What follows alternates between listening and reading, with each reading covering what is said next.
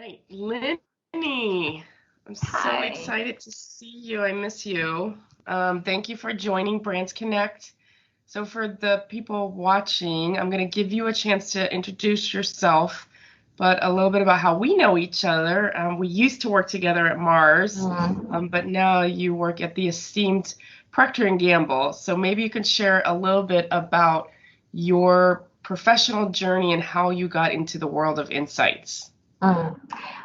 Actually, I can't remember in what year, Michelle, you and me know each other. I can't recall the year, but I will try. So, hi everyone. My name is Lini. I studied into this inside world. I think it's studying 12 years ago. Uh, Started in our like specialized consumer insight company, which is Kenta TNS, and for two and a half year, and then I started my almost 10 years journey in Mars, working in the insights.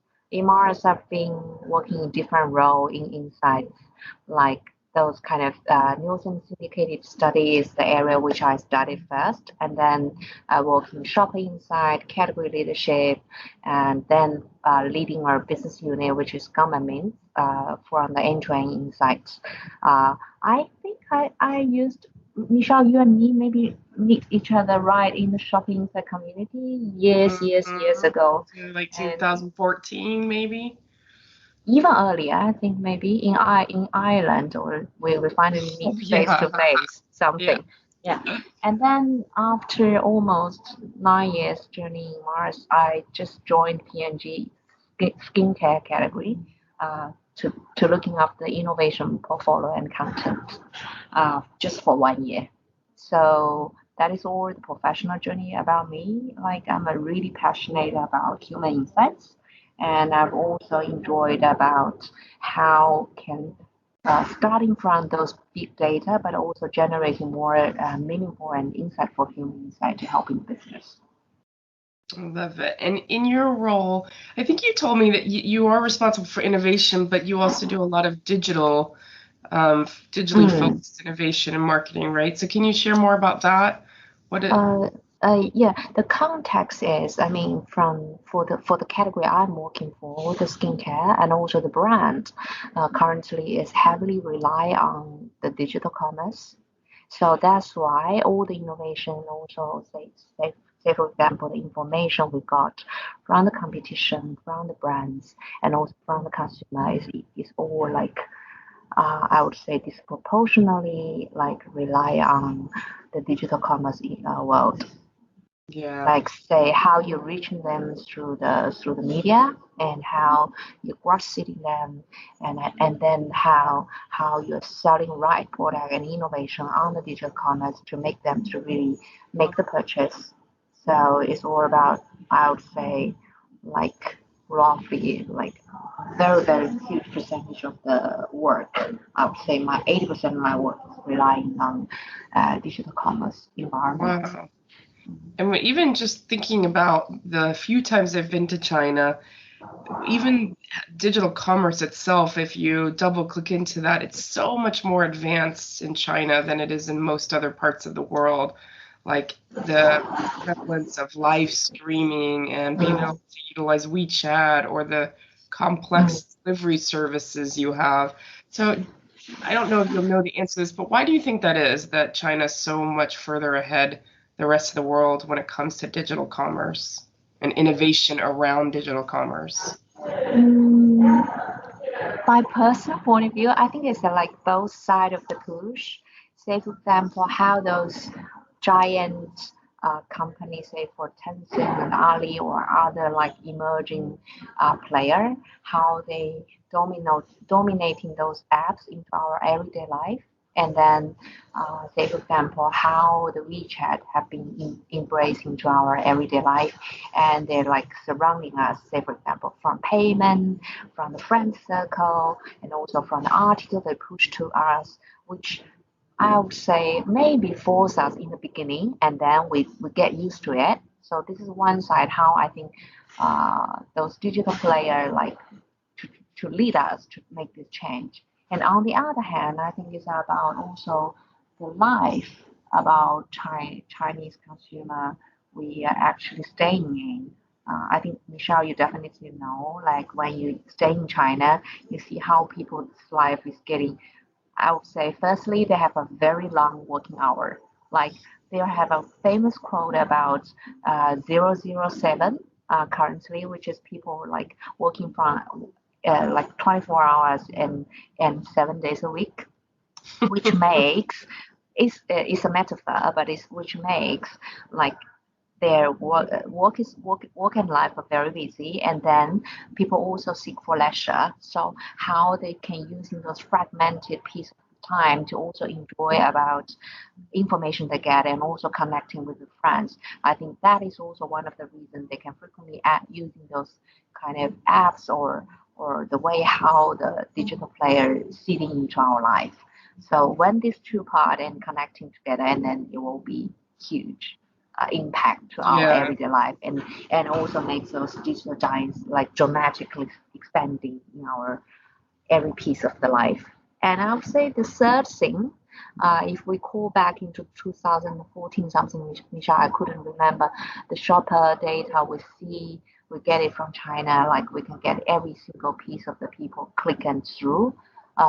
It's about how open they can get personal uh, navigation data, which Mm. also is one of the factor I think can um, I would say that is privacy data or what else. I mean, those kind Mm. of release of the data also is one of the push or information to help those digital giants better know consumer and adjust their service and design, etc. All the things to further adapt into consumer and also further pull consumer into their apps and then we stay with it and we cannot walk away from it.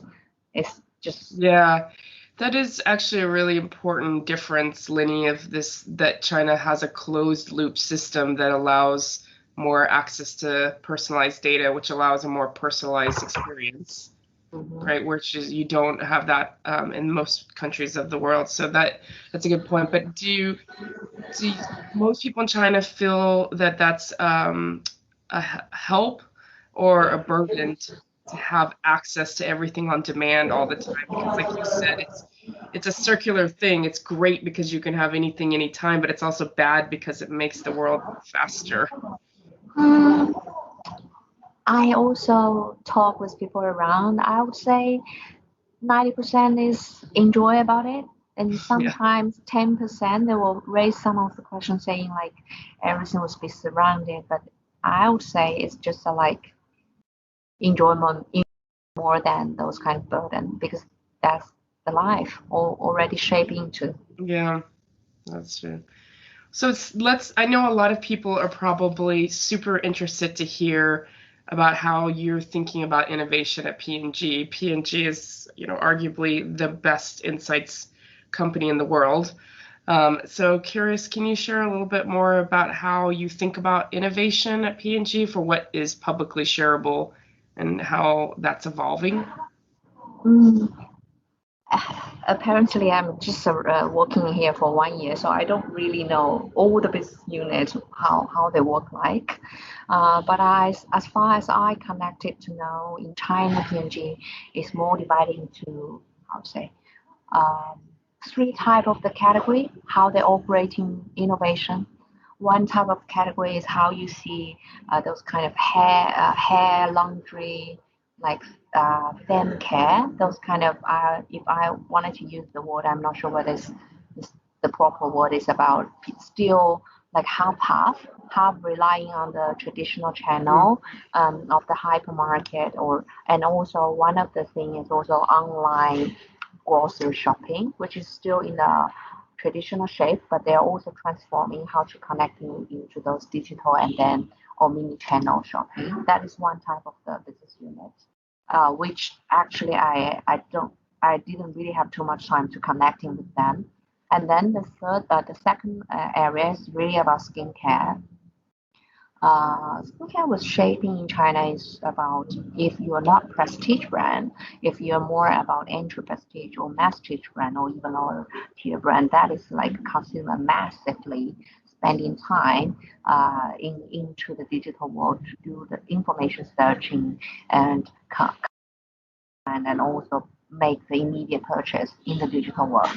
So that is the second part of the category of P&G offering. And then the third part is more about venture, like how you actually have lots of brands in the United States and all over the world, and how you decided to import those brands and adapt into China world, Oh, and interesting. in a digital agile way, which is very interesting and very interesting to know. But I didn't really have too much time to connecting with them on that part. But that is also one of the business model on innovation, which I think is also interesting to know. Like Yeah. even you're importing some of the brand from other part of the world, how you're adapting the concept into China, how you also say, for example, to adapting the science claim or the packaging, or even how can you do a twist to twist really into the China relevant world and also in the digital commerce world and make it scalable. Uh, that is third part of the business unit, and this makes how P&G business unit type, in my understanding, look like in China. Um, and if you are speaking about the area I'm working with, I would say not. It's still directionally, it's still very similar with how we operate in Mars, but it's just because the category difference and how the environment difference shaping the way how they do innovation. Yeah. Say for example, design thinking process is also, widely known into this kind of big company. But on the other hand, because of the environment of so heavily rely on the digital commerce, so some of part of the how business operating will be changed. Say for example, we will do pull media rather than push media. Pull media is how you do growth seeding and how you're managing those kind of celebrities strategy or KOLs strategy to feed in those kind of article and to do the purchase, and how you're managing those kind of influencer to really to champion about your brand and champion about your hero product. And nowadays, how we don't really involve into the key opinion leader, we also started to know there are lots of how to say key opinion consumers who are also posting those kind of stuff on social internet. All those compensating uh, media formats in this category. And then because of the innovation and also because of the shopper, or lots of them buying product online. So we have to heavily also working with Alibaba to leveraging their data and to do we call consumer to manufacturer innovation. Oh, interesting. Yeah, that's super interesting. Well, the big buzzword in the US right now is agile innovation.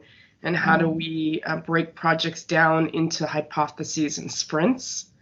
So, even since in the last year since you've been at Mars, we've started to adapt agile innovation. And I'm just wondering, is that a concept at P&G or in China? You, the word you're using, sprints, reminds me the book from the Google, right? They champion some of the concept about we do innovation for agile test and learn, and we learn Yeah, from failure, and then we do. Um, it's taken from the tech world, where in the technology world, that's how many companies work. They mm, in development.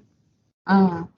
I would say, based my this 1 year understanding for skincare, we're still working on it, and I'm also starting to think why, because maybe perhaps of the category, and also maybe perhaps about the choice the brand make. Say for example, Olay in China is different versus Olay in US. Like Olay in China is transforming from a shelf business to a digital commerce business, but they declare themselves like a serious science company, which lots of innovation requires science discovery and science proof. And that takes time if we wanted to do, say, for learn from failure or do the spring period. However, the business model I mentioned about the venture business, I think exactly will be have that kind of spirit. Mm. And if we have to really to think how the category I'm working with in the scheme, how we can use in the spring spirit, I would say is more rely on how we communicating our innovation, the Yeah. content, or how we're being agile to communicating those already invented product to consumer and do a sprint way, which can normally change within one day or also say, for example, within a couple of hours. Like Right. So you're applying it to the marketing more than the development. Yeah, that's really. if the category, say for where we really wanted to do skin promise to consumer, then it takes time to do the science stuff. Yeah, that makes sense. Well, I know that this is probably the most overused question, but it's almost impossible to not talk about it. Mm-hmm. Has COVID, I mean, I would consider this where you work, the category you work in is quite a luxury category. Has COVID had an impact on your business, either positively or negatively? And where do you see trends in the beauty care going?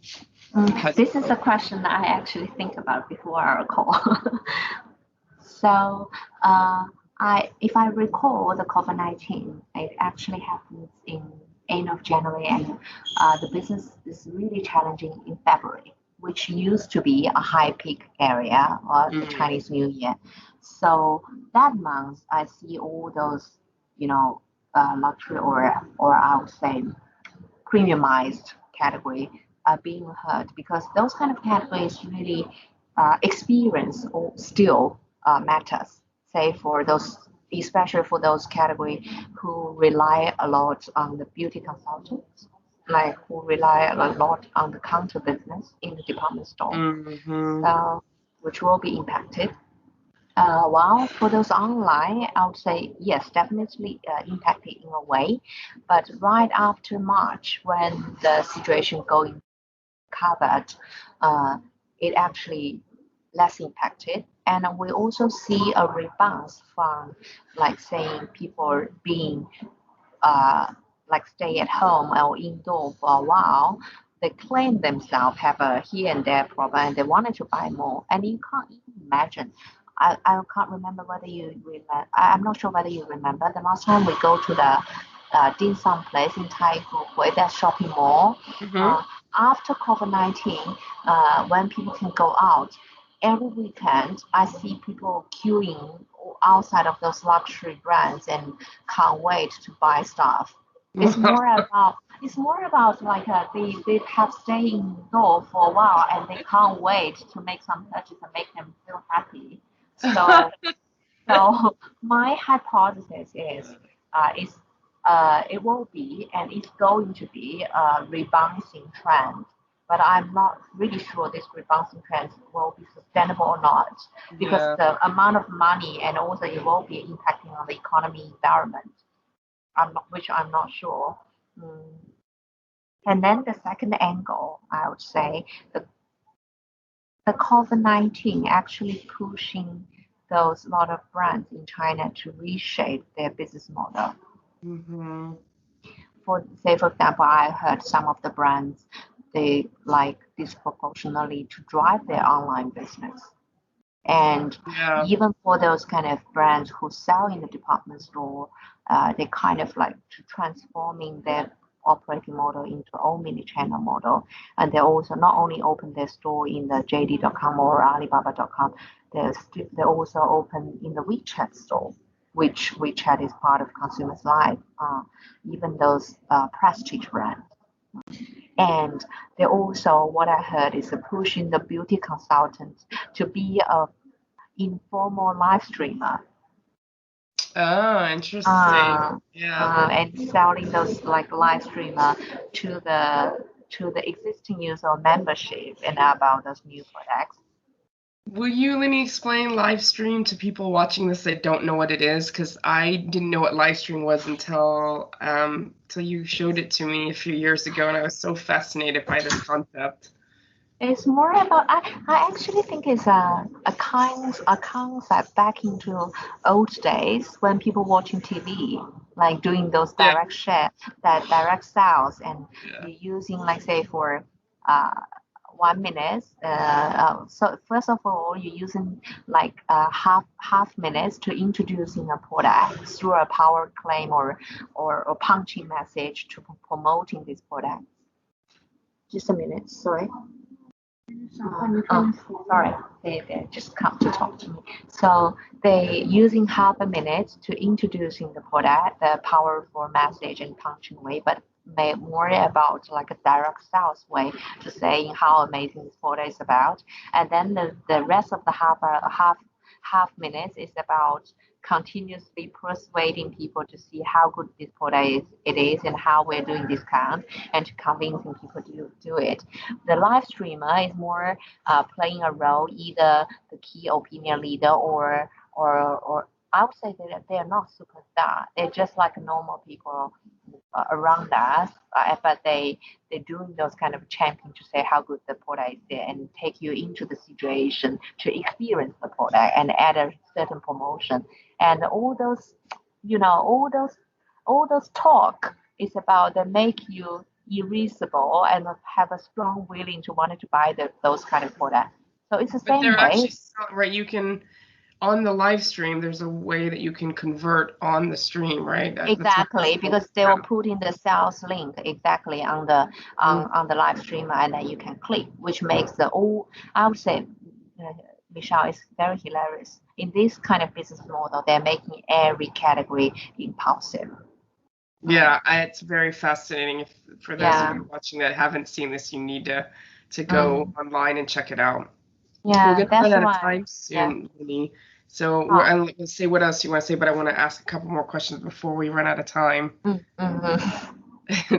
I think your career has been very inspirational, and if there was somebody new coming into the industry, what advice would you give them that you wish somebody had told you?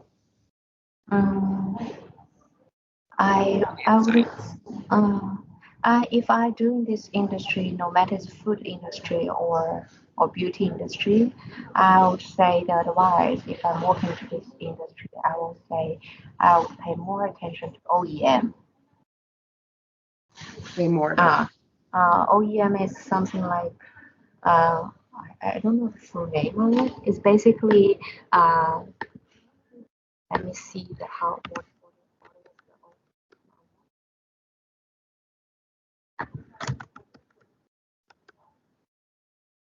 is the there's no one. Anyway, it's about how there's massive manufacturing industry in China. It's about lots of brands. They're doing branding only, but they're asking those people manufacturing to do only Uh, do the say for the packaging or to do the so juice own or brands or generic branding. So if yeah, someone new in exactly. the insights industry, like brand new market Uh, researcher, you would tell them to pay more attention to own brands? Mm, the reason is about those kind of area they capture the trends. When we say Mhm. innovation, future trend is something really matters. But I discussed with you, Michelle, earlier about as an insights owner, how can I tell the future trends, right? Mm. Do I really reading the report or do I only follow the social listening? Because social listening actually is also people currently are talking right now, right? Yeah. So I'm thinking, because we don't do OEM a lot as a PNP. We don't really do. In Mars, we don't do a No. lot. Yeah. But say for in this kind of category, there are lots of small player in this category, and they're willing to win, and they are so good at test and learn and spring Mm. spirit, and they don't really care too much about those kind of scalable or legal or the CA issues. Yeah. So they just wanted to sell. So I have a hypothesis if we're connecting on those kind of OEM, it's more about to reading the future trend. Say, for example, I see what kind of ingredient or what kind of composition of the formulation, or what kind of packaging or what kind of candy form they are actually going Right, yeah. growing trend, which probably can indicate it's a kind of Yeah. growing trend, and how I can ride on that trend and to make it more professionally in the branding world, and also leverage it more professionally into our say for Mars and PNG's like scalable and also responsible business. How we make it really responsible and efficacy and all irresistible superior product and branding. Then we're kind of riding on the early trend and but make it scalable. So Yeah. one That's a of great the idea. hypotheses. That's one of the hypotheses that I recently had. If someone step into China, this kind of industry as an insight, I would say maybe we can connect with those kind of industry to see whether they have not saying inside report, but some of the trend thing, and then absorbing information from them and translating those into the future trend. Yeah, no, that makes a lot of sense. It's true because so often, especially as a big company, we see small companies doing something and we're like, oh, that's just a small company. They're not an issue, right? And then 5 years later, we realize they've just taken 5% market share. We've been down for 5 years when we could have acted on it. That's a good point. All right, so one more question before I let you go have drinks with your friend. You and I both share a love for playing. And I think technically you can get on a plane, but I cannot. When the world opens up and you can go anywhere in the world, where's the first place you're going to go? I need to share with you two places because my top of mind place is still Chicago. Yeah. Yeah, because we had a talk before, like we should meet in Chicago with you and lots of friends. But then so Chicago is my top of mind thought. But when I have a really rational thought, I still think Italy is the place I also want to book a ticket to go. So your head says Chicago, but your heart says Italy. I love Italy. Well, I'll meet you in Italy gladly. That will be fun. We can be there somewhere. Exactly. I'll be happy to meet you in Italy. Well, it was such a pleasure to talk to you. Thank you for sharing your time. And please tell Ray's and team I said hi. Miss you. We can talk soon, definitely. Thank you for your time. And we talk soon. Okay, bye, Lini.